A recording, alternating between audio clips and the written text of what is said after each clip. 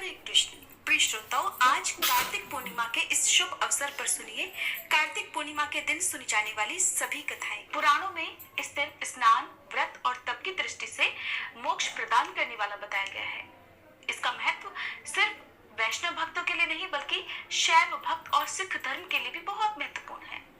विष्णु भक्तों के लिए ये दिन इसलिए खास होता है क्योंकि भगवान विष्णु का पहला अवतार इसी दिन हुआ था।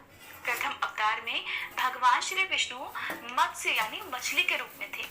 भगवान को ये अवतार वेदों की रक्षा, प्रलय के अंत तक सप्तऋषियों, अनाजों और राजा सत्यव्रत की रक्षा करने के लिए लेना पड़ा था। इससे सृष्टि का जो निर्माण कार्य था वो फिर से आसान हो पाया। भगवान शिव के भक्तों के अनुसार इसी दिन भगवान भोलेनाथ ने त्रिपुरासुर नामक महाभयानक असुर का संहार किया था, जिससे वह त्रिपुरारी के रूप में पूजे जाने लगे और इससे देवगण बहुत प्रसन्न हुए और भगवान विष्णु ने शिव जी को त्रिपुरारी नाम दिया, जो कि भगवान शिव के अनेकों नामों में से एक नाम है। इसी कारण कार्तिक पूर्णिमा को त्रिपुरारी पूर्णिमा या त्रिपुरी पूर्णिमा भी कहते हैं। सिख धर्म में कार्तिक पूर्णिमा के दिन को प्रकाशोत्सव के रूप में मनाया जाता है, क्योंकि इसी दिन सिख संप्रदाय के संस्थापक गुरु नानक देव का जन्म हुआ था। इस दिन सिख संप्रदाय के लोग सुबह स्नान कर गुरुद्वारों में जाकर गुरुवाणी सुनते हैं और नानक देव जी के बताए अनुसार रास्ते पर चलने की सौगंध लेते हैं। इसलिए इस पूर्णिमा को गुरु पर्व भी कहा जाता है। इस प्रकार ये दिन एक नहीं बल्कि बहुत सारी वजहों से बहुत खास है। इस दिन गंगा स्नान, दीप दान, अन्य दानों आदि का विशेष महत्व है और इस दिन क्षीर सागर दान का अनंत महत्व है। क्षीर सागर का दान 24 अंगुल के बर्तन में दूध भरकर उसमें सोने या चांदी या अन्य धातु की मछली छोड़कर किया जाता है। और ऐसी भी मान्यता है कि इस दिन कृत्तिका नक्षत्र में भगवान शिव के दर्शन करने से 7 जन्मों तक व्यक्ति ज्ञानी और धनवान होता है। कार्तिक पूर्णिमा की पौराणिक कथा के अनुसार तारकासुर नाम का एक असुर था, जिसके 3 पुत्र थे, तारकाक्ष, कमलाक्ष और विद्युन्मान। जब भगवान शिव के पुत्र भगवान कार्तिकेय ने तारकासुर का वध कर दिया, तब उसके तीनों पुत्रों ने बदला लेने के लिए दिन रात कठिन तपस्या करना प्रारंभ कर दिया। उनकी कठिन तपस्या से प्रसन्न होकर एक दिन श्री ब्रह्मा जी ने उन तीनों को वरदान मांगने के लिए कहा, तो उन्होंने अमर होने का वरदान मांगा। ब्रह्मा जी ये बात अच्छी तरह से जानते थे कि अगर उन्हें ये वरदान दे दिया गया तो वे अपनी शक्तियों का केवल दुरुपयोग ही करेंगे और सभी को परेशान करेंगे। इसलिए उन्होंने ये वरदान देने से इनकार कर दिया। श्री ब्रह्मा जी ने उनसे कहा कि तुम लोग इसकी जगह कोई अन्य वरदान मांग लो। तब तीनों कहने लगे कि फिर उनके नाम का एक नगर बसाया जाए और जब भी कोई उनका वध करना चाहे तो सिर्फ एक तीर से तीनों का अंत एक साथ ही कर सके। तब श्री ब्रह्मा जी ने तथास्तु कहकर उन्हें वह वरदान दे दिया। वरदान प्राप्त करने के बाद तारकासुर के पुत्रों ने तीनों लोगों पर अधिकार कर लिया और देवताओं पर अत्याचार करने लगे। उनके अत्याचारों से परेशान होकर सभी देवतागण भगवान शिव की शरण में गए और उन तीनों का वध करने की प्रार्थना की। तब महादेव जी ने विश्वकर्मा जी से एक दिव्य रथ का निर्माण करवाया और सभी देवताओं ने अपना अपना अंश उस दिव्य रथ को प्रदान किया। तब उस दिव्य रथ पर सवार होकर भगवान शिव उन तीनों का वध करने निकल पड़े। देवताओं और राक्षसों के बीच भयानक युद्ध चल रहा था। युद्ध के दौरान जब तीनों राक्षस एक सीध में आए और जब अभिजीत मूर्त हुआ, उस समय भगवान शिव ने एक तीर से तीनों का वध कर दिया। कहा जाता है कि तभी से भगवान शिव को त्रिपुरारी कहा जाने लगा। उन तीनों के अत्याचारों से मुक्त होने की खुशी में देवताओं ने देव दिवाली मनाई, दीप जलाकर खुशियां मनाई। इसी कारण से कार्तिक पूर्णिमा को त्रिपुरारी पूर्णिमा और देव दिवाली के रूप में भी मनाया जाता है, क्योंकि जिस दिन भगवान शिव ने त्रिपुर नाम के राक्षस का वध किया था वह दिन कार्तिक पूर्णिमा का दिन था। अब सुनिए भगवान विष्णु के मत्स्य अवतार की कथा। मान्यताओं के अनुसार एक बार एक प्रतापी राजा जिसका नाम सत्यव्रत था, कृतमाला नदी में स्नान कर रहा था। स्नान के पश्चात जब सूर्य देव को तर्पण के लिए उसने अपने हाथ उठाए तो उसकी अंजलि में एक छोटी सी मछली आ गई। राजा सत्यव्रत ने मछली को पुनः नदी में छोड़ दिया, लेकिन तभी वह मछली बोल उठी कि राजन, इस जल में बड़े बड़े जीव रहते हैं जो छोटे जीवों को मारकर खा जाते हैं, कृपया मेरे प्राणों की रक्षा कीजिए। तब सत्यव्रत के हृदय में उस मछली के लिए दया उत्पन्न हुई और वह उस मछली को अपने कमंडल में रखकर अपने घर ले आया। अगली सुबह जब सत्यव्रत नींद से चुका था कि कमंडल भी छोटा पड़ने लगा। तब मछली बोली कि राजन, मेरे रहने के लिए कोई और स्थान हो तो कृपया ढूंढ, मैं इसमें नहीं रह पा रही हूँ। तब राजा ने मछली को कमंडल से निकालकर पानी के बड़े मटके में रख दिया। रात भर मटका भी मछली के लिए छोटा पड़ने लगा। ऐसा करते करते मछली का आकार इतना बड़ा हो गया कि उसे सरोवर में डालना पड़ा, और जब सरोवर भी छोटा पड़ गया तो उसे समुद्र में डाल दिया गया।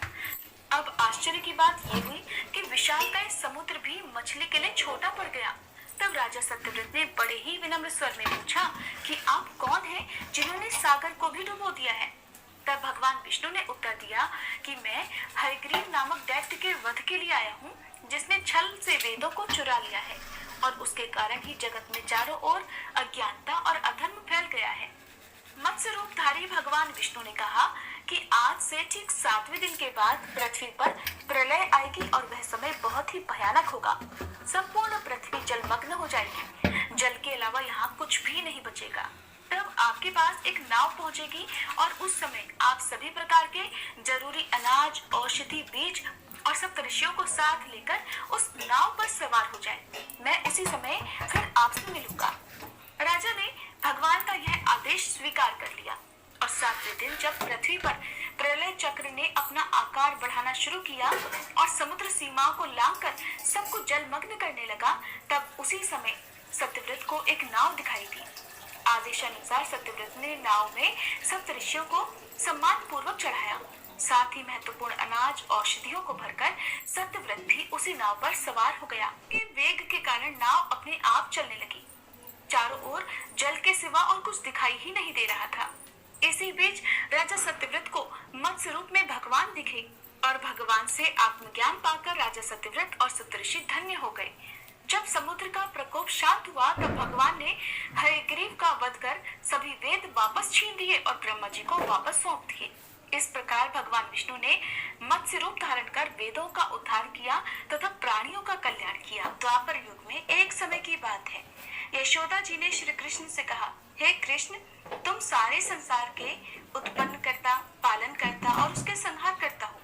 आज कोई ऐसा व्रत मुझसे कहो जिसके करने से मृत्युलोक में स्त्रियों को विधवा होने का भय न रहे, और ये व्रत सभी मनुष्यों की मनोकामनाएं भी पूर्ण करने वाला हो।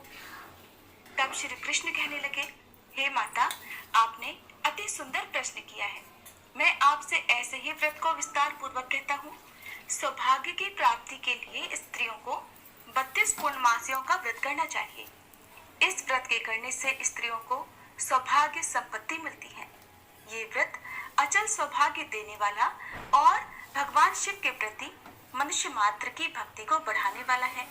तब यशोदा जी कहने लगी, हे कृष्ण, सबसे पहले इस व्रत को मृत्युलोक में किसने किया था, इसके विषय में भी मुझे विस्तार पूर्वक बताओ। तब श्री कृष्ण कहने लगे कि माते, इस भूमंडल पर एक अत्यंत प्रसिद्ध राजा चंद्रहास से पालित अनेक प्रकार के रत्नों से परिपूर्ण कार्तिका नाम की एक नगरी थी। वहां पर धनेश्वर नाम का एक ब्राह्मण था और उसकी पत्नी अति सुशीला रूपवती थी। दोनों ही उस नगरी में बड़े प्रेम से रहते थे। घर में धन धान्य आदि की कोई कमी नहीं थी, लेकिन उन्हें एक बड़ा दुख था कि उनकी कोई संतान नहीं थी। इस दुख से वह अत्यंत दुखी रहा करते थे। एक समय एक बड़ा तपस्वी योगी उस नगरी में आया।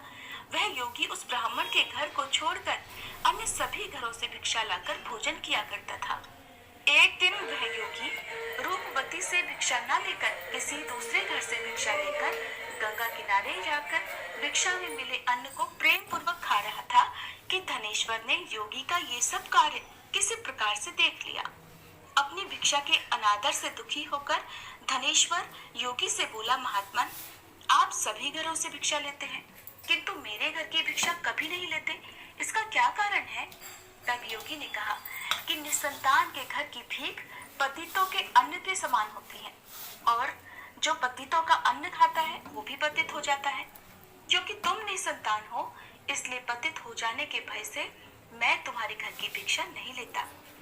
धनेश्वर ये बात सुनकर अपने मन में बहुत दुखी हुआ और हाथ जोड़कर योगी के पैरों में गिर पड़ा और विनीत स्वर से कहने लगा, हे महात्मन, अगर ऐसा है तो आप ही मुझे पुत्र प्राप्ति का कोई उपाय बताइए। आप तो सब कुछ जानने वाले हैं, मुझ पर ये अवश्य ही कृपा कीजिए। धन की मेरे घर में कोई कमी नहीं, किंतु कोई पुत्र न होने के कारण मैं अत्यंत दुखी हूँ। आप मेरे इस दुख को दूर करें। यह सुनकर योगी कहने लगे, हे ब्राह्मण, तुम देवी चंडी की आराधना करो। फिर घर आकर उसने अपनी पत्नी से सारा वृतांत कहा और खुद तपस्या करने के लिए वन में चला गया। वन में जाकर उसने देवी चंडी की उपासना की और उपवास किया। चंडी देवी ने 16वें दिन उसको स्वप्न में दर्शन दिए, धनेश्वर, जा तेरे पुत्र होगा, परंतु वह 16 वर्ष की आयु में ही मृत्यु को प्राप्त हो जाएगा। अगर तुम दोनों पति पत्नी 32 पूर्णमासियों का व्रत विधि पूर्वक करोगे तो वह दीर्घायु होगा। जितनी तुम्हारी सामर्थ्य हो आटे के उतने दिए बनाकर शिव जी का पूजन करना, किंतु पूर्णमासी को 32 की संख्या पूरी हो जानी चाहिए। प्रातः काल होने पर इस स्थान के पास ही तुम्हें आम का एक वृक्ष दिखाई देगा। उस पर चढ़कर तुम एक फल तोड़कर जल्दी अपने घर चले जाना और अपनी पत्नी से सारा वृत्तांत कहना। ऋतु स्नान के बाद वह स्वच्छ होकर श्री शंकर जी का ध्यान करके उस फल को खा लेगी। तब शंकर भगवान की कृपा से उसको गर्भ ठहर जाएगा। जब वह ब्राह्मण प्रातःकाल उठा तो उसने उस स्थान के पास ही आम का एक वृक्ष देखा, जिस पर अत्यंत सुंदर आम का एक फल लगा हुआ था। ब्राह्मण ने उस आम के वृक्ष पर चढ़कर फल को तोड़ने का प्रयास किया, किंतु वृक्ष पर कई बार प्रयास करने पर भी वह नहीं चढ़ पाया। अब तो ब्राह्मण को बड़ी चिंता हुई। तब वह विघ्न विनाशक श्री गणेश जी की वंदना करने लगा कि हे दयानिधे, अपने भक्तों के विघ्नों का नाश करके उनके मंगल कार्य को करने वाले, दुष्टों का नाश करने वाले, रिद्धि सिद्धि के देने वाले, आप मुझ पर कृपा करें। वो मुझे इतना बल दें कि मैं अपने मनोरथ को पूर्ण कर सकूं। इस प्रकार सच्चे मन से गणेश भगवान की प्रार्थना करने पर वह भगवान की कृपा से वृक्ष पर चढ़ गया। वृक्ष पर से फल तोड़कर उसने घर आकर अपनी पत्नी को वह फल लाकर दे दिया और उसकी पत्नी ने अपने पति के कहे अनुसार उस फल को खा लिया और वह गर्भवती हो गई। देवी चंडी की असीम कृपा से उसे एक अत्यंत सुंदर पुत्र हुआ, जिसका नाम उन्होंने देवीदास रखा। माता पिता के हर्ष और शोक के साथ वह बालक शुक्ल पक्ष के चंद्रमा की तरह अपने पिता के घर में पढ़ने लगा। देवी की कृपा से वह बालक बहुत ही सुंदर, सुशील और विद्या में बहुत निपुण हो गया। देवी की आज्ञा अनुसार उसकी माता ने 32 पूर्णमासी का व्रत रखना आरंभ कर दिया, जिससे उसका पुत्र बड़ी आयु वाला हो जाए। 16वां वर्ष लगते लगते देवीदास के माता पिता को बड़ी चिंता हो गई कि कहीं उनके पुत्र की इस वर्ष मृत्यु न हो जाए। इसलिए उन्होंने अपने मन में विचार किया कि अगर ये दुर्घटना उनके सामने हो गई तो वे कैसे सहन कर सकेंगे।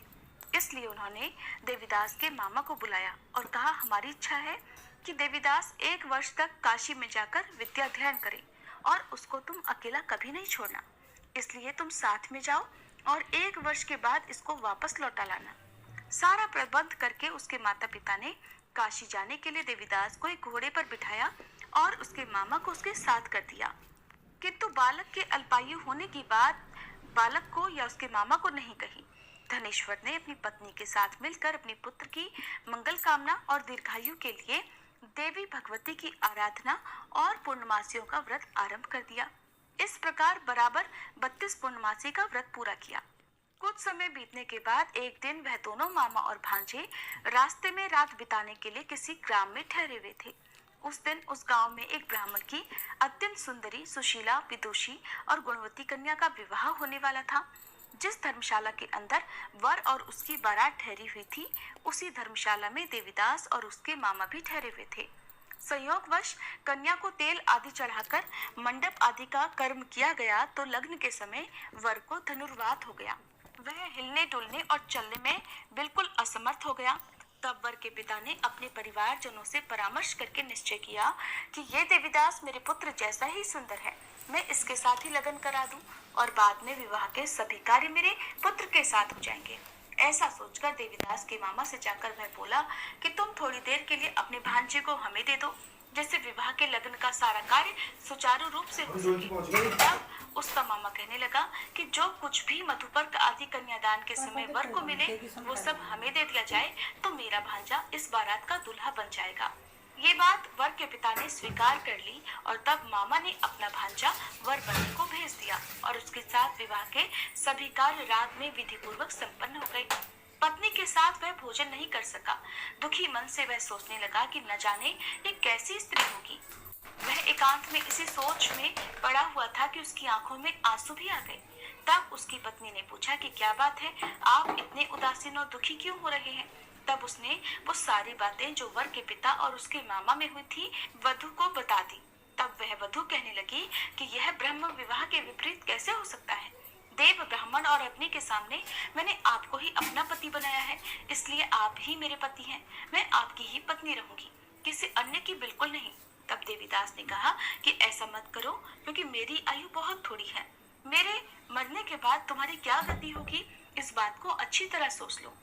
परंतु वह वधु दृढ़ विचार वाली थी। बोली कि जो आपकी गति होगी वही मेरी भी होगी। हे स्वामी, आप उठिए और भोजन कीजिए, आप निश्चय ही भूखे होंगे। तब देवीदास और उसकी पत्नी ने मिलकर भोजन किया और रात में वे सो गए। प्रातःकाल देवीदास ने अपनी पत्नी को 3 नगों से जड़ी हुई एक अंगूठी और एक रुमाल दिया और बोला, प्रिय, इसे संकेत समझकर रखो और शांत हो जाओ। मेरा स्मरण और जीवन जानने के लिए एक पुष्प वाटिका बना लो, उसमें सुगंधी वाली एक नव मल्लिका लगा लो। उसको हर दिन जल से सींचना और आनंद के साथ खेल कूदना और उत्सव मनाना। जिस समय और जिस दिन मेरी मृत्यु का होगा, ये फूल सूख जाएंगे और जब ये फिर से हरे भरे हो जाए तो समझ लेना कि मैं जीवित हूँ। ये बात निश्चय करके समझ लेना और इसमें कोई संशय मत करना। ऐसा समझा बुझाकर वह चला गया। प्रातःकाल होते ही वहां पर गाजे बाजे बजने लगे। जिस समय विवाह के कार्य समाप्त करने के लिए वर तथा सब बाराती मंडप में आए तो कन्या ने वर को भली प्रकार से देखकर अपने पिता से कहा कि ये मेरा पति नहीं है। मेरा पति वही है जिसके साथ रात में मेरा विवाह हुआ था। इसके साथ तो मेरा विवाह ही नहीं हुआ। अगर ये वही है तो बताए कि मैंने इसको क्या दिया था और रात में हमारे बीच में क्या गुप्त बातें हुई थी, वो सब बताए। पिता ने उसके कहे अनुसार वर को बुलवाया। कन्या की सारी बातें सुनकर वह कहने लगा कि मैं कुछ नहीं जानता। इसके बाद वह लज्जित होकर अपना समूह लेकर चला गया और सारी बारात भी अपमानित होकर वहां से लौट गई। भगवान श्री कृष्ण आगे बोले, हे माते, इस प्रकार देवीदास काशी विद्या पढ़ने के लिए चला गया। जब कुछ समय बीत गया तो काल से प्रेरित होकर एक सांप रात के समय उसको डसने के लिए वहां पर आया। उस विषधर के प्रभाव से उसके बिस्तर के चारों ओर से विष की ज्वाला से वह बिस्तर विषैला हो गया, परंतु व्रतराज के प्रभाव से उसको वह सांप काट नहीं पाया, क्योंकि पहले ही उसकी मां ने 32 पूर्णमासी का व्रत कर रखा था। इसके बाद मध्याह्न के समय स्वयं काल वहां पर आया और उसके शरीर से उसके प्राणों को निकालने का प्रयास करने लगा, जिससे वह मूर्छित होकर धरती पर गिर पड़ा। भगवान की कृपा से उसी समय देवी पार्वती जी के साथ श्री शंकर जी वहां पर आ गए। उसको मूर्छित दशा में देखकर देवी पार्वती ने भगवान से प्रार्थना की, हे प्रभु, इस बालक की माता ने पहले 32 पूर्णमासी का व्रत किया था, जिसके प्रभाव से हे भगवान अब आप इसको प्राणदान दे दीजिए। देवी के कहने पर भक्त वत्सल भगवान ने उस बालक को प्राणदान दे दिया। इस व्रत के प्रभाव से काल को भी पीछे हटना पड़ा और देवीदास स्वस्थ होकर बैठ गया। उधर उसकी पत्नी उसके काल की प्रतीक्षा किया करती थी। एक दिन उसने देखा कि उस पुष्प वाटिका में पत्र पुष्प कुछ भी नहीं रहे, सब कुछ सूख कर नष्ट हो गए हैं, तो उसे बड़ा आश्चर्य हुआ। किंतु कुछ ही क्षण में वह सब वाटिका पहले की तरह हरी भरी हो गई। तब वह समझ गई कि उसके पति पुनर्जीवित हो गए हैं। ये देखकर वह बहुत प्रसन्न होकर अपने पिता से कहने लगी, पिताजी, मेरे पति जीवित हैं, आप उनको ढूंढिए। जब 16वां वर्ष बीत गया तो देवीदास भी अपने मामा के साथ काशी से वापस अपने घर के लिए चल पड़ा। इधर उसके ससुर उसको ढूंढने के लिए घर से जाने ही वाले थे कि वह दोनों मामा भांजा वहीं पर आ गए। उसको आया देखकर उसका ससुर बड़ी प्रसन्नता के साथ उसे अपने घर में ले गया। उस समय नगर के निवासी भी वहां इकट्ठा हो गए और फिर सब ने निश्चय किया कि अवश्य ही इस बालक के साथ इसी कन्या का विवाह हुआ था। उस बालक को जब कन्या ने देखा तो पहचान लिया और कहा कि ये तो वही है जो संकेत करके गए थे। फिर सब कहने लगे कि भला हुआ जो ये आ गया, और तब सब नगरवासियों ने खूब आनंद मनाया। कुछ दिन के बाद देवीदास अपनी पत्नी और अपने मामा के साथ अपने ससुर के घर से बहुत सारा उपहार लेकर अपने घर की ओर चल पड़ा। जब वह अपने नगर के निकट गया तो कई लोगों ने उसे देखकर उसके माता पिता को पहले ही जाकर सूचना दे दी कि तुम्हारा पुत्र देवीदास अपनी पत्नी और मामा के साथ आ रहा है। ऐसा सुनकर पहले तो उन्हें विश्वास ही नहीं हुआ, किंतु जब और लोगों ने भी आकर उनकी बात का समर्थन किया तब उन्हें बड़ा आश्चर्य हुआ। इतने में ही देवीदास भी अपने घर पहुंच गया और देवीदास ने अपने माता पिता के चरणों में सिर रखकर प्रणाम किया और उसकी पत्नी ने भी अपने सास ससुर के चरणों को स्पर्श किया। तो माता पिता ने अपने पुत्र और पुत्रवधू को अपने हृदय से लगा लिया और सबकी आंखों से प्रेम के आंसू बहने लगे। अपने पुत्र और पुत्रवधू के आने की खुशी में धनेश्वर ने बड़ा भारी उत्सव किया और ब्राह्मणों को भी बहुत सी दान दक्षिणा देकर प्रसन्न किया। भगवान श्री कृष्ण कहने लगे, माते, इस प्रकार धनेश्वर 32 पूर्णमासियों के व्रत के प्रभाव से पुत्रवान हो गया। जो भी स्त्रियां इस व्रत को करती हैं, वे जन्म जन्मांतर में भी वैधव्य का दुख नहीं भोगती और सदैव सौभाग्यवती रहती है। ये मेरा वचन है, इसमें कोई संदेह नहीं। यह व्रत पुत्र पौत्रों को देने वाला तथा संपूर्ण मनोकामनाओं को पूर्ण करने वाला है। 32 पूर्णमासियों के व्रत करने से व्रती की सारी इच्छाएं भगवान की कृपा से पूर्ण हो जाती हैं।